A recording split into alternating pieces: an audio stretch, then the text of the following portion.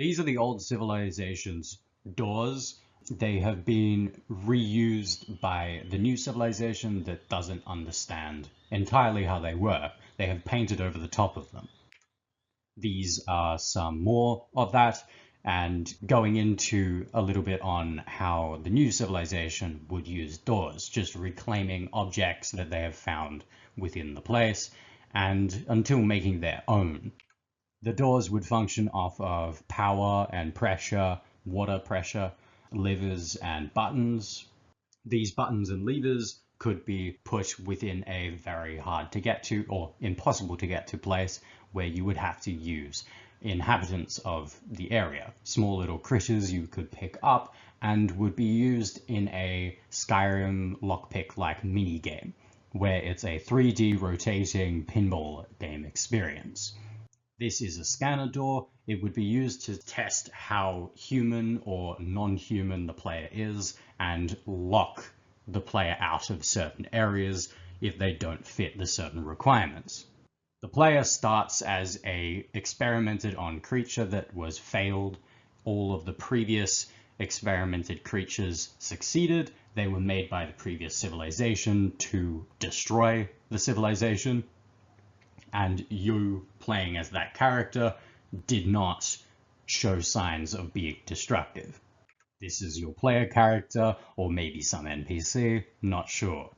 This is some more limbs. Top one for flotation, the bottom one for maneuverability, jumping, climbing, and the such. When monsters are killed or dismembered and their limbs aren't dealt with correctly, they would begin to rot and mutate and coagulate back into being another living creature that you would have to fight. These limbs, if you obtain them, can be changed out at this room. It's an elevator that would go up until this robot is surrounding you, and your limbs would rotate around you, the ones that you have obtained.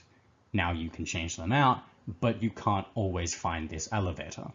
These are some objects, and mostly containers, vases, and the such, boxes and fridges that the new civilization would use to hold all of their items and foods and whatnot.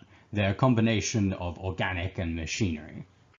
These are landmine-like structures. They would be used to make air pockets so that air-breathing individuals could exist within them.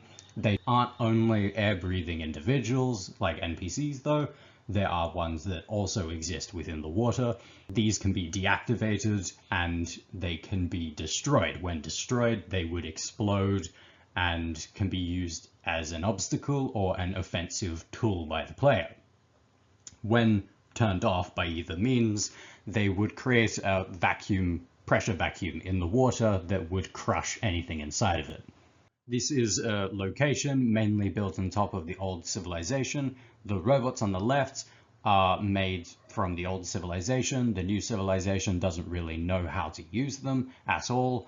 So as far as they care, they only hold up the structural integrity.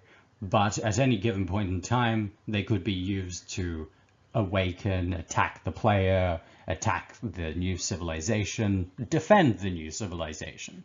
These are some of the new civilization structures, mainly built of wood and scraps and organics, rusty metal parts, and very much additive.